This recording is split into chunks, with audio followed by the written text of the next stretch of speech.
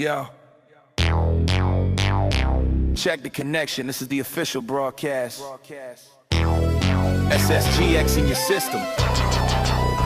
Let's go. They ask for the news feed, I give them the raw code from the mainframe directly. Watch the narrative unfold, breaking the headlines before they hit the shelf. I'm curating the future, can't program myself. Talking release dates, the exclusive drops, while the competition stuck in loading screen loops. My analysis pixel perfect, frame by frame, dropping truth in the comments. No need for the fame, I see the meta shift, I predict the patch. Reporting from the front lines, no time to detach. This ain't just talking, glitch, this is art. Downloading the truth straight to your heart. This the Ssgx data spin, where the wins begin and the hype gets in. Powered up like a Super Saiyan God, reporting through the static, breaking through the facade. You need the info, I got the link. Synchronize your scouter, don't even blink. This the Ssgx data spin, tracking the dev streams, decrypting the teasers. For the casuals and the day one seizure pleasers, I analyze the gameplay, frame rate and lore. Give you what you need, then I give you some more. Is it Xbox exclusive? Glitches and gamers, boot up. 4K the Ssgxgn here with a truth raid on Pearl Abyss's divisive masterpiece. Crimson Desert has now surpassed 5 million copies sold, becoming the fastest-selling Korean console game in history, just 26 days after its March 19th launch. It's generated an estimated $200 million in revenue against a $133 million development cost.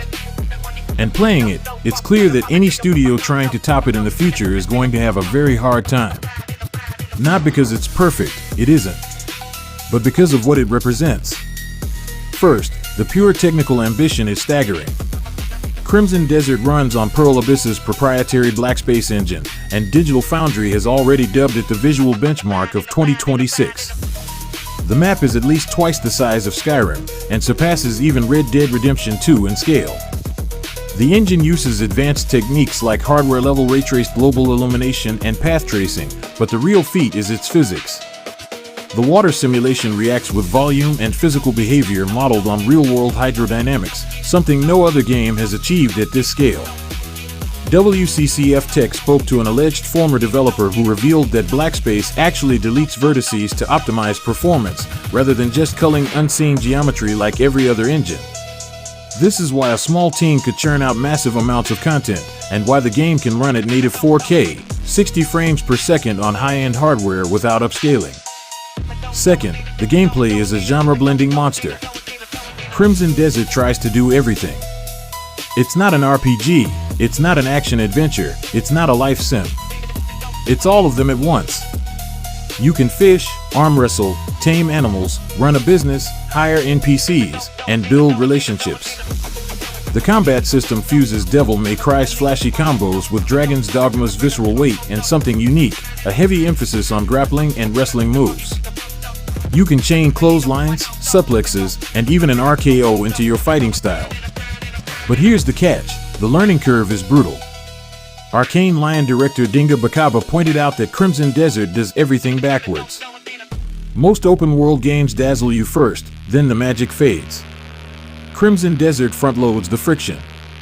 It hands you a dense rulebook and says figure it out. Most players bounce off. The ones who persist discover that the magic doesn't fade, it deepens. Bakaba called it a singular player journey from game to magic to discovery, one that feels rewarding and personal. Third, the post-launch recovery is unprecedented. When Crimson Desert launched, it was a mess. Critics panned the story, the controls, the inventory. Pearl Abyss stock plunged 30% overnight, wiping out billions in market value. Steam reviews hit mixed at 57%. But then something strange happened. The developers didn't go silent. They shipped version January 1st, 2000 within days, then January 2nd, 2000, January 3rd, 2000, January 4th, 2000. They turned a community-discovered exploit into an official mechanic. They added custom difficulty that ranged from baby mode to a hardcore setting where healing items don't work instantly and rolling spam is dead. They overhauled inventory, added shared storage, new mounts, boss rematches. By week 2, Steam concurrent players peaked at 276,261, higher than launch weekend. By week 3, Steam reviews climbed to 83% positive, earning very positive status. The developers turned a disaster into a blueprint for post-launch support. Cyberpunk 2077 took nearly 2 years to pull off what Crimson Desert did in 10 days. Fourth, the cultural weight. South Korea's Prime Minister personally congratulated Pearl Abyss, calling Crimson Desert a crucial turning point that demonstrates the domestic game industry can expand and leap forward across diverse platforms, including consoles. He tied it to Squid Game and K-pop, declaring that K-games can shine as a pillar of K-content. This isn't just a game.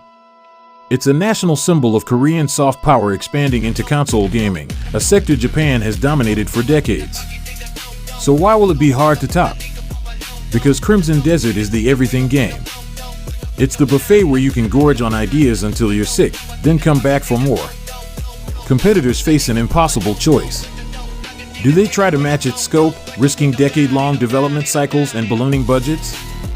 Or do they focus on smaller, more polished experiences, letting Crimson Desert define what players now expect from a premium open world? Either way, Pearl Abyss built something that might redefine AAA expectations. Not by being the best at any one thing, but by being the most ambitious at everything. That's the truth about Crimson Desert. Love it or hate it, the industry is going to be chasing its shadow for years. I'm 4K the Ssgxgn. Stay upgraded.